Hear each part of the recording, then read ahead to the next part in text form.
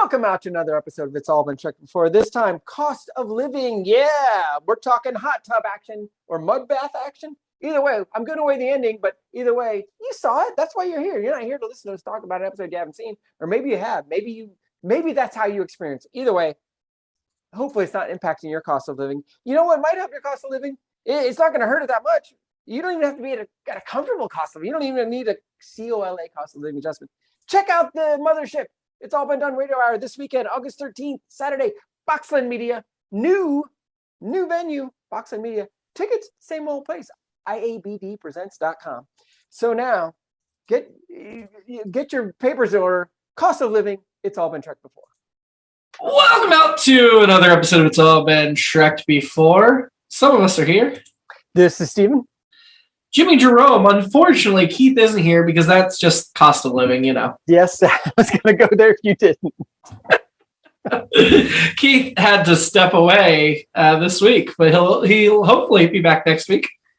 And until then, we're just going to talk without him because what else can we do? The show must go on. That's right. So we're here to talk about cost of living, as I alluded to. First impressions. I thought it was another fun Lwaxanna episode with a little bit of pathos. Mm-hmm. And then we had, what was our other, it was pretty much, we had the space dust. That's right. The kryptonite. The glitter. Going on, which I actually wasn't a bad little mystery, I guess, either. So I thought it was a fun episode. I don't think I was blown away by it, but I enjoyed it. I thought it had some nice moments, emotionally or otherwise. I can see, and I did the reading afterwards. I can see people being annoyed with Alexander and Lwaxanna, but I actually enjoyed both of them. The boy, he is the boy, doesn't annoy me, and I've, much like Q, I think I've liked her even more and more with each episode that she appears, and I thought this one was a fun one, even if maybe it doesn't make a ton of sense, all of it, but I enjoyed it. I like this episode, not as much as last week, but I like it. Yeah. I'd say a big thing, the biggest issue I think I had with it is we didn't need the danger to the ship glitter story. I think people, the writers must have thought they did. They couldn't just make it a Lwaxanna relationship with Alexander and stuff, but honestly, that would have been enough. This was written by Peter Allen Fields, who wrote Half a Life, if you remember that one. Well, the story by Half a Life, which was the previous Lwaxanna episode with David Ogden Stiers. Mm-hmm. And then he also has teleplay by The Inner Light, which is considered one of the greatest episodes of Next Gen. We haven't seen it yet. It's a Picard episode that'll be coming up this season, very soon. Wow. Oh, very cool. We'll get to that soon. But yeah, he also wrote 10 episodes of DS9, including some really, really good ones. My favorite episode, Deep Space Nine, In the Pale Moonlight, he's got a story by. Oh, wow. So I think we've mentioned it before. Yeah. But yeah, I think there was enough here without adding the... And I think we could have got more out of the because her betrothed ends up, we don't really get to know him much. We know that he's got an assistant and they have certain ways. But maybe if we could have got a little more into that rather than having to deal with this other thing going on.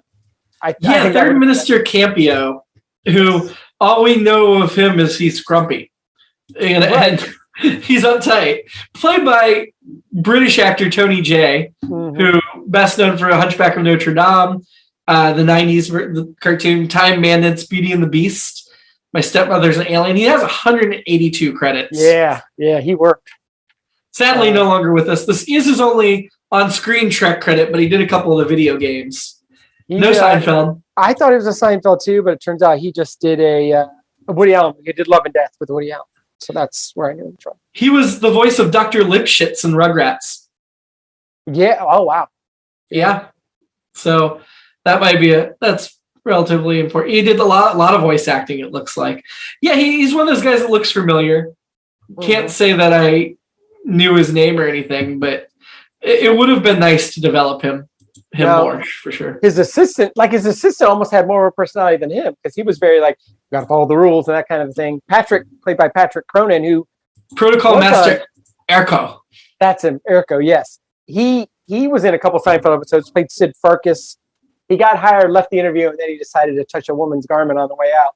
and she ended up being the boss of the oil company. So he got fired. And then later they go visit Sid Farkas. That's when they're going to sell the bro or the man's ear, him and his dad. And then Patrick Cronin's character, Sid Farkas, wanted to take Estelle out since she and Frank were separated then. And then Frank loses it and he ruins the entire bro or man's ear deal. So. According to IMDb, he's best known for Splash, Rocky V, Days of Our Lives, and Hill Street Blues. He has 91 credits. He did a lot of stuff. Very familiar. A lot of commercials. Did a lot of Home Improvement. He did 6 episodes. I remember him from that, I think. But yeah, he was in Family Matters, Mad About You, Saved by the Bell, The New Class, Dookie Howser, a lot of stuff of that era. Yeah. So, yeah, when we start out, they're trying to destroy an asteroid, which, of course, my mind goes to Don't Look Up, the wonderful movie that's new, fairly new as we're recording this. They're doing the wrong thing, and whatever they're doing is not working. And I'm like, oh, comedy of errors. Yeah. But then when they do blow it up, it becomes the glitter prize, which is pretty fabulous when the glitter settled over the tea. And to allude to something Keith mentioned last week, kind of that, well, before we send you the credits, here's the danger for this episode, So, but at first it was like he and Riker sit down like, well, problem solved. I guess we're done here. Roll the credits, the end credits. And then the glitter ends up landing. It's like, okay, what's this going to do? And I thought it was going to be more of a kryptonite thing where it was going to change people's behavior. And especially with Lwaxanna on board and all that going on, I thought, oh, okay, this is going to be interesting. Fortunately, it wasn't that interesting. It did create, an issue. I didn't think it was terrible. It just wasn't as interesting. It was just Ghostbusters style ectoplasm. Yeah, that's a perfect analogy. At first, I thought it was like caramel sauce, the first shot of it. And then they're like, we didn't identify it. And I'm like, well, did you taste it? But then later it looked grosser. So back in the beginning, after the glitter prize, Worf is disciplining Alexander, and he says he didn't put his clothes in the garment reprocessor, which is something I feel like we've danced around, but they wear their clothes once, and then they throw them back in the replicator to be destroyed, is what I got out of that. Are they wearing algae still? Probably. But talk about fast fashion. And reconstitute fashion. I got a lot of fashion.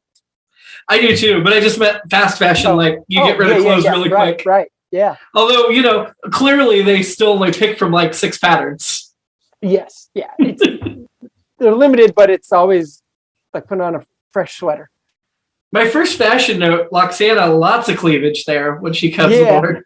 I wrote one of her later outfits, the one she wears into the holodeck for some major Magelle décolletage. Because, I was impressed. But her wedding gown is so modest. Yeah, but you know what? I like that too. I thought it was sharp, and I liked her hair too. So I know she hated it. The gray wig. Yeah, but I thought it looked good on her. It did. It almost like she embraced her age in that outfit. Not that she doesn't look great in any outfit, because Magelle's fantastic. Right. But there's something to be said for just embracing the gray, and it matched the dress. And it was short, which made me think of Chapel, of course, her other role. But yeah, I thought that was, I like that. A couple more things. I'll finish with my last fashion note in a minute here. At the end, there's a lot of, when the Enterprise starts heating up, there's a lot of chest sweating. There is. When I think of sweating, not that I don't sweat on my chest, but I would, I think we always think of the back, you're like, sweating so much. But everybody on the bridge had chest sweat. Not Data. Except for Data. Geordi, Picard, and Riker did, yeah. Yeah, Lwaxanna changed clothes a bunch, as she always does. The one dress she wore had this giant thing on her butt. The big, it reminded me of the old hoops, not hoop skirt, the skirts they wore back in the Victorian. I'm like, that's just too much. Calm down. The other fashion note I had was Troy's dress at the wedding was superb. Deanna Troy's. Her dress and her hair were just another level. And again, we're talking about Deanna Troi, not her mom, because I have no idea what I guess we did see her hair. I was trying to make a dirty but clean, maintain our clean thing there, joke there. But Troi. Hey, there's nothing dirty about nudity. Betazoids That's a good they point. they go to weddings naked because they're open and they're. And I did love that little. It seems obvious and dumb, for lack of a better term, but Deanna being like, "You're not even going to be naked at your own wedding," to her mom is funny. It's so funny, and it's on brand for those guys. It's in keeping with what they do. My final fashion note is within the holodeck. We have the one woman dancing in body paint. Yeah, I bumped on that as well. That was quite a dancer out. That was an original series level dancer outfit. Yeah, and I body paint and a few things stuck on. I wrote immediately, Bill Teese would be proud. And then later I found out this episode won an Emmy for costuming and for makeup. And I'm like, if it may or may not have been just for the girl dancing in the paint, because like we said, Lwaxanna's, all of her dresses were great, and the hair and Deanna's and everything. But yeah, this episode won 2 Emmys for fashion makeup. I say deservedly. I mean, it was, but yeah, I had for prurient interest, I guess too, but also just like, did I just see that? I had to rewind to watch that dance. It seemed to be like, that's a full buttock we're seeing. And again, I'm not angry about it. I was just like, whoa, all right. Yeah, well done. Yeah, and I was trying to figure out who that was. There was somebody on IMDb credited as Young Woman, Tracy Darcy. That's who I thought it was. Knows the producer Roswell in Las Vegas. There's somebody else. But I'm not seeing anybody credited as that dancer. I can't remember if I found it. So it's not Tracy? I think I found it in Memory Alpha. Let me see if I can find it. I see Fire Sculptor. I see Wind Dancer, who was Larry Hankin. Yeah. Oh, Painted Dancer. There it is. It's on IMDb. Jennifer Richards. Yes. Was the Painted Dancer. Best known for Terror Vision, China Cat, COD, and Hill Street Blues. 16 acting credits. Yeah, but she made an impression here. Larry Hankin, speaking of the Wind Dancer, who I think is the guy in the bubble. Is that right? I think. Yes. Yeah, he's another guy with a ton of credits. Best known for El Camino, a Breaking Bad movie. Barry, Breaking Bad. He's done a ton of work, very much like Ed Lauder last week. Ed Hankin's done a ton of work. He was in The Sure Thing, one of my favorite movies. My favorite Rob Reiner movie, which always surprises people. It was one of those teen movies from the 80s. Maybe my favorite John Cusack movie too, one of his first ones. But also he was in the Seinfeld episodes about the pilot. He played the Kramer in the pilot episode. And originally he was going to play Kramer on Seinfeld, but they ended up, Larry David really wanted him to be Kramer because he looked like the Kramer that Larry David knew in real life. But they ended up eventually going with Michael Richards, who, of course, Larry David also knew very well. So Tom Pepper. Yeah, he looks like he was in Friends for a while. He also did 3 episodes of Voyager as Gaunt Gary. Okay. I'm not familiar with this character off the top of my head, but 3 episodes of Voyager as the same character. So we'll see him again in Star Trek. I'm looking him up right now. It looks like he is he's a pool hustler from New York City. It's a holodeck character who hangs out with Tom Paris, to bring it back to last week's episode. Okay, yeah. So yeah, we'll get to see him a few times. I hated the Wind Dancer character. I did too. I wrote, and this is saying something for me. This might be the worst holodeck program we've ever seen. Well, not necessarily, because they can get in the mud bath with the body paint dancer. That's true, and it was safe at least. But initially, before all that stuff, just with the Wind Dancer and the other weird guy, like I don't know, and the 2 that argued. Yeah, I was like, oh, what is this? This is killing me. The other weird guy, the juggler, was played by Albie Selznick, best known for All Rise, 24, Suddenly Susan, The Young and the Restless. He's got a bunch of credits as well. Yeah. He will also do 2 episodes of Voyager as 2 different characters, though. All right. And no Seinfeld credit for him. I'm not looking up all the holodeck actors. I would call them the circus people. Oh, Tracy D'Arcy must be the one half of the arguing couple, because it says young woman, and young man is David Oliver from A Year in the Life and Night of the Creeps. Yeah. So yeah, I'm calling the circus people. It seemed like a circus that you went to. The other thing I like besides the mud bath stuff, even though I'm not a mud bath fan. Never had one. I would. Yeah. But never have. That was one of my questions was, would you have a mud bath? I don't like mud. That's everybody. Nobody loves mud, but I got invited to play in some mud volleyball tournaments, and I was just like, I don't think I could do it. I don't. Yeah, it's just a tactile thing to me. I guess I could be talked into it, but mud bath would not be my way to relax. But yeah, No, I would not find it relaxing. That would be more. I'm not going to get into it. Yeah, right. I did feel like the rest of the set and the characters felt very TOS within this program. So I guess I did like. So I guess I'm very torn on the whole experience. But I agree. It wasn't. It seems less than the sum of its parts when I think of it. Yeah, and it feels very. This is the kids part of this episode. Yes. Because I don't think Alexander's annoying, but I think that part of the episode making it like, well, what do kids like? Maybe you'll like this, and it's like a circus. Yeah, and I guess some kids do still. Right? Well, when circuses come around. But. Yeah, I mean, I did find Alexander a bit annoying this episode, but he didn't do anything that a normal kid didn't do. So right. Brian Bonsall returned. Yeah, and I made the mistake of looking at his Wikipedia page, but actually he had some. I'll just say he had some trouble, but he's not a Trump supporter. That's good. But he did some things that he has apologized and stepped forward for. But too bad because he was a cute kid. Yeah, that's exactly what I wrote. He's a very cute kid, and I think I mentioned this before that when he was on Family Ties as Andrew, I got my sister to name her firstborn Andrew. I shouldn't say I got her to, but I started encouraging it just because that kid was so cute. I'm like, wouldn't it be great to have a kid like that around?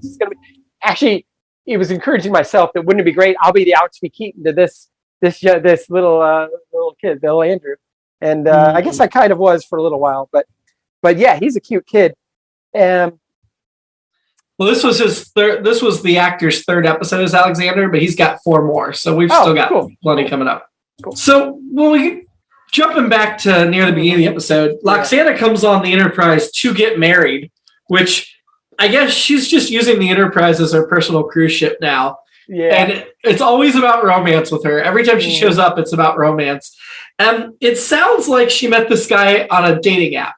Is that where she met him? Yes. She says the harmony between us from our profiles. And I was like, is this how eHarmony was born? They saw this episode, like Harmony profiles. They were going to call it D-Harmony, but the Enterprise D was destroyed before the app came out, so they had to name it eHarmony.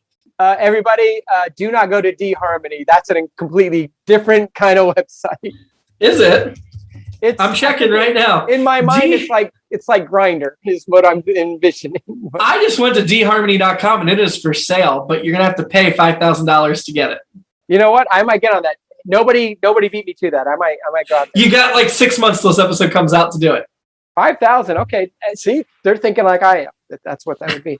And she gets into it later where she talks, where Alexander's like, well, why are you marrying this guy?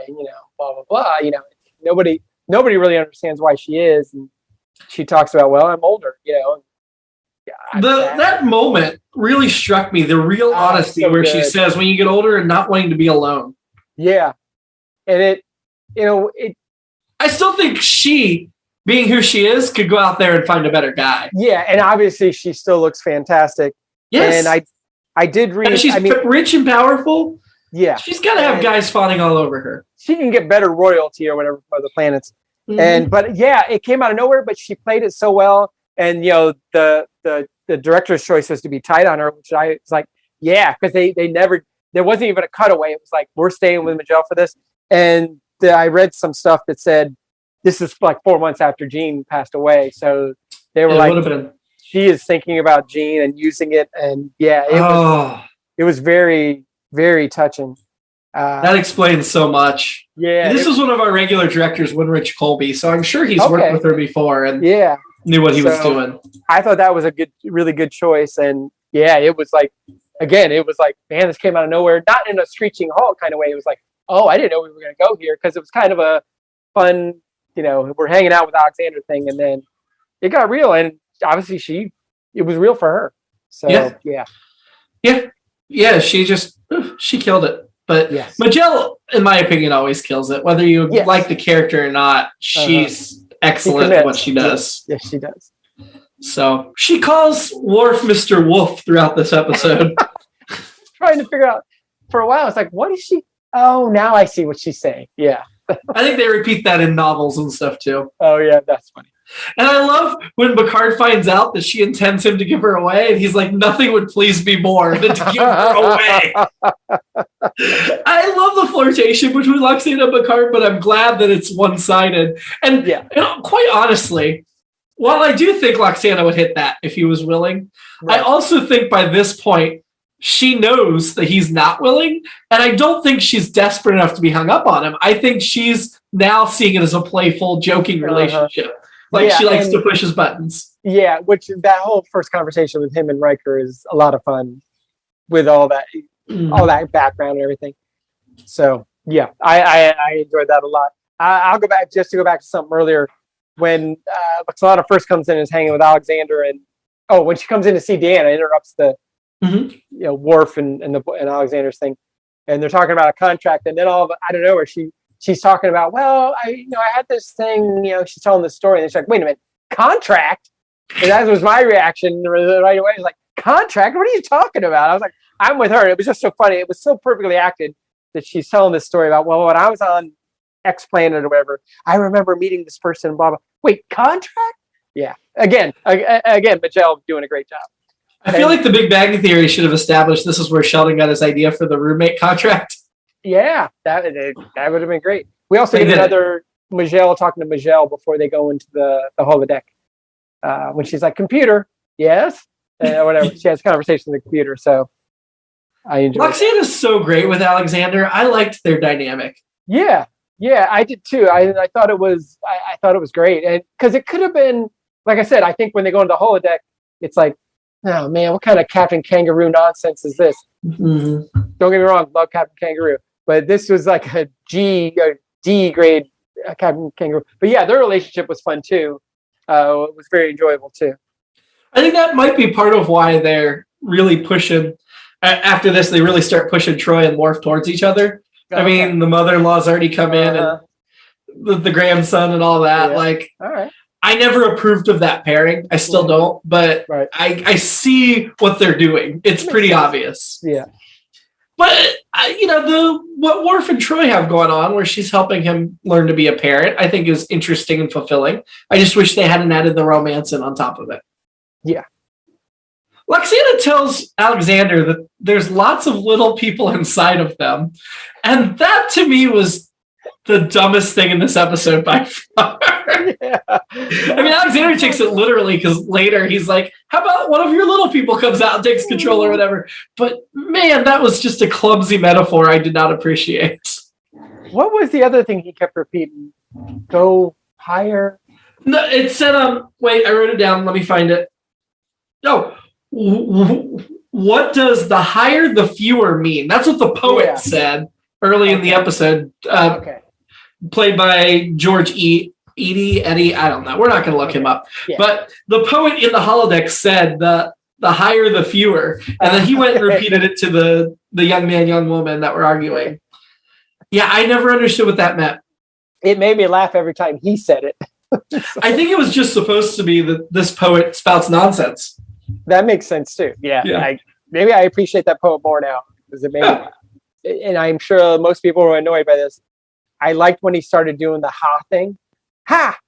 And I can't remember if he called it laughing hour or she did. But then I was like, that's funny. And then the juggler called it laughing hour. Yeah. And I was like, that's really happy hour, right? Happy hour is laughing hour, right? I mean, if you do it right. Mm-hmm. So I encourage everyone. Worf entered the holodeck and popped the wind dancer first thing because I wanted to pop it so everybody bad. Did. Worf in that holodeck program was probably me. Lwaxanna calls Deanna boring. That's kind of harsh against your daughter. Yeah. Deanna's a lot of things. I would say boring. When the replicator malfunctions and Lwaxanna gets sausage in her tea, she pulls the sausage out and drinks it anyway. Wouldn't her tea taste like disgusting sausage at that point? Or nitrium, right? Was that what was in it? Is that why? Because it was malfunctioning because of the... Well, the machinery was messed up and it made the replicator replicate weird things. Okay, so I thought that wasn't some of the goo in there. That was tea with sausages in it. But sausages, that flavor would definitely leak into the tea. I thought that, I think all sausages are phallic, but I thought that Petrovian sausage was especially phallic, which is in keeping with Beta Zeds and nudity and this episode, I think, and all the mud-covered nudity, if you will. But yeah, I had the same reaction. Like, is she going to spit that out? I don't even think she had a reaction to it, like oh, that's tart, or I want to spit it out. You know what? I'll just swallow it. Yeah, it was just no reaction. Maybe she is open to new experiences. She definitely is, but do you notice when we were on the bridge, Riker went up to Data's station and put his leg up on his station again, like he did in the episode. I missed that. So I don't know if he's been doing it for a while and we didn't notice until that episode, or he's just like, I really liked how that felt. I'm going to keep doing it now. I knew it would never last between Lwaxanna and our guy. Campio? He seemed all wrong for her the second he showed up. Yeah, which, and I've been to probably more than one wedding where people met over the internet. I know I went to a Match.com wedding a long time ago, early on. And I was like, why not? What other way you gonna meet? What's about what? Library? Bar? This is perfect. Anyway, but I knew these two, without seeing their profiles. We see Lwaxanna with a lot of different guys, either dating them or pursuing them or whatever. Mm-hmm. I think she had a really good relationship with Troy's father. Do we ever see Troy's dad? I'm glad Keith's not here, so we're not spoiling anything. He's dead, but right. In a flashback, or I don't believe so. Okay. We see his picture in a couple episodes. We would have already seen it, like an archival stock photo. Okay. Oh, it does say there's an episode coming up where Deanna encounters an image of Ian from her mother's memory. Oh, wow. And he's wearing the Wrath of Khan uniform. Oh. So, because he was Starfleet. Yeah. So, yeah, eventually we'll see Ian. Very cool. Ian Andrew Troy at some point. After Mr. Campio shows up and is being all grumpy, Worf, it strikes me that Worf is just as bad as he is. Yeah. Like, Worf is acting just as grumpy and demanding and unreasonable. Mm-hmm. Oh, but what I was going to say about Lwaxanna, Ian, I think her and Ian had a really good marriage. Yeah. But she also, David Ogden Stiers, that was a really good relationship. Yeah. We will see her get remarried again before she's done showing up. I believe that's on the Deep Space Nine episode, not a Next Gen. But yeah, I feel like her best relationships are already behind her. And everybody now is just trash. Right, yeah. And will pretty much continue to be, including her next husband. She dodged this bullet, but she's going to remarry poorly anyway. What are you going to do? When Lwaxanna comes into the wedding naked, Riker's grin is everything. He's seen it before. Yeah, and obviously Campio and Rico are, but I like that a lot of the people are just like, yeah, okay, yep, that's what they do. Mm-hmm. That's Starfleet's very tolerant. That's custom. Mm-hmm. Not only were they like, okay, yeah, she's naked, they were looking her in the eyes. Yes. They weren't, I'm not. Yeah, even Riker, I think, was looking her in the eyes, but man, that grin. Riker was like, okay, this is what we're doing now. Off with my clothes. And we have in real time of reading Imzadi and knowing this is how they do that kind of stuff. And is he thinking back to he may be making him nostalgic, like, oh, I've been to these weddings and that was a good time and that's awesome. And I'm glad she's sticking to her Beta Z guns, if you will. Yeah. But yeah, I thought that was a cool finale. I very much enjoyed that final scene when Alexander and Lwaxanna are back in the mud bath, and then they reveal Troy, and then they reveal Worf, and he's like, we're just supposed to sit here, but I like the reveals and the grumpiness. I felt Worf, although I will say this, to backtrack on my own self on the mud bath thing, if you told me Deanna was going to be there, I would be like, you know what, I'll put up with this. If you're going to sit... Or Lwaxanna. Well, Lwaxanna, I was going to say, sit between Deanna and Lwaxanna. That's one of your dreams, isn't it? Yeah, I think I would definitely do it. A hot tub, I'm definitely there. And a mud bath, I'll take my chances. And I thought, and I wrote, that Alexander entered puberty during that scene. No, he entered puberty when he saw the dancer walk in. That's true too. Yeah, that may have started it, but yeah, I am sure I've never seen this episode before, but I knew Worf was in that mud bath before the reveal. I knew it. I should have, but I was still surprised and delighted. As soon as we saw Deanna, I knew we were going to get a Panda Worf. So alternate episode. Mine is Guinan heard Lwaxanna was coming aboard and holding a warning in 10 forward and immediately took shore leave. Ha! That may. I guess that's an alternate scene. Deleted scene. My episode, and they kind of alluded to this, but the ooze starts devouring the weird holodeck world. Mm-hmm.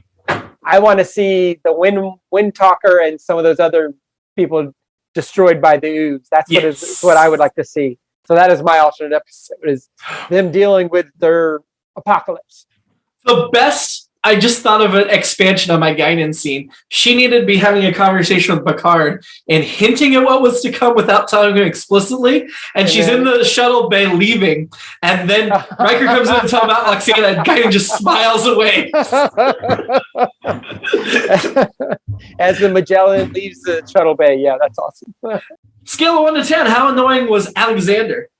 I actually liked him. I'm going to give him I probably, the things people found annoying, I like. I'm going to give him a 2. I'm going to give him a 4. I found him quite a bit annoying, even though I thought, well, he's just being a kid. Fair. But I still thought he was. Honestly, though, I found Lwaxanna in those scenes a little bit more annoying because she was so enabling his kid annoying tendencies. But we'll give him an average of a 3. Keith could always weigh in and change it. We'll see, that's where we are. Who was your annoyance this week? I went with Urko. You could have gone with Campio. I went with Urko because I felt like he was worse. He wasn't helping things. Yeah, he was definitely worse. I'm going with the glitter. The scent was sentient glitter, parasite glitter. Yeah, it just felt funny. Unnecessary. Yeah, it's funny that it was. I guess it wasn't half the episode, but it was enough of the episode to be a B plot, cause trouble, and we probably maybe talked about it for 2 minutes. So it just was. It so wasn't necessary. No, it wasn't.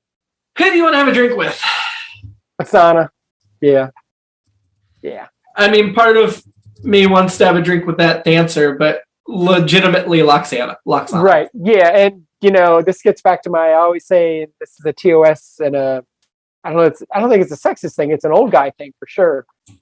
Sex is a part of Star Trek, and not just women, men, women, whatever. And Majel looked fantastic, and she's in her mid. She's probably about my age here.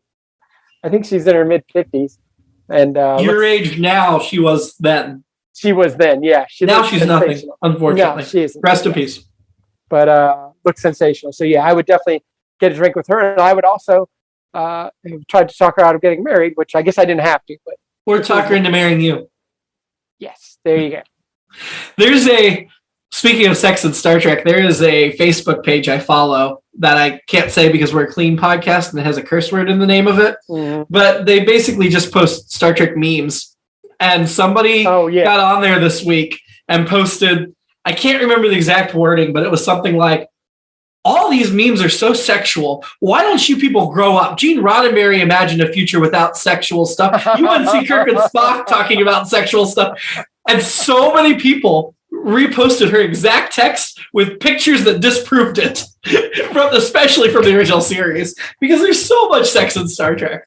As much as you can get away with on broadcast television. I want to say that was intentional, but we also know all the racists that came out of the woodwork for when Discovery came out that legitimately thought, well, that's not what Star Trek's about. Are you kidding me?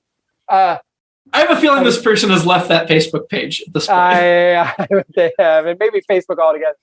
Michelle was actually almost 60 when she did this. So really, kudos to her, man. Looked great. Yeah, I mean, she looks great at every iteration of Star Trek at every age. Yes, she did. Yeah, and she sounds great. Yes, sounds great. As the computer, absolutely. She is my. She makes a great computer voice. Yeah, and I really focused on it after I noticed, like, oh, she's talking to herself. I was like, man, she still sounds so smooth. It's great. Yeah. Absolutely. No, I'm totally in agreement there. We need to rank the episode.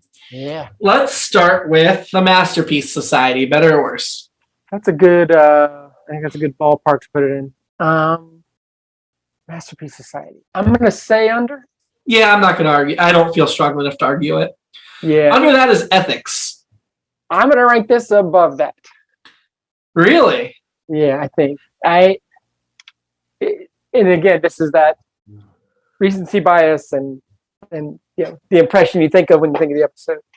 Well, now I'm thinking through that episode, and it's like, well, maybe not. I mean, that dealt with some heavy stuff. Yeah, it did a decent job with. Yeah. You know what? I think you talked me out by explaining the episode more. I didn't say that forgot. much. I know, but it was enough to get me thinking. Like, oh yeah, this other stuff happened. Yeah, I would put this below ethics. Terrible title, but yeah. Below that is the Outcast. That's where Riker falls in love with the androgynous.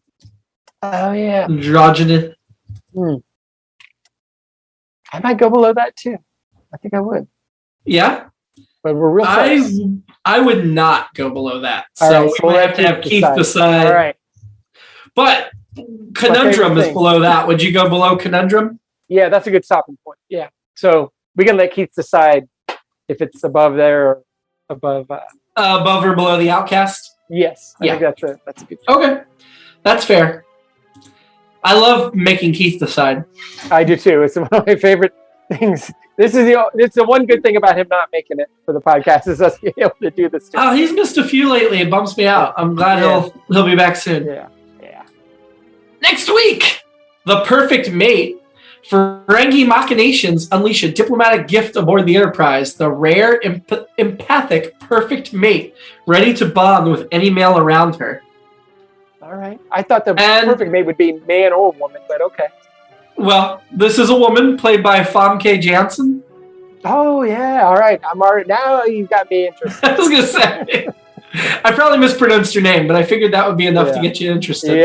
Yeah. She's a I'm a fan. Yeah, who is it? Yeah. I don't believe I've seen that episode either, so looking forward to it. Ooh. Until then, live long. Ha! And prosper. The higher, the fewer. The higher, the fewer.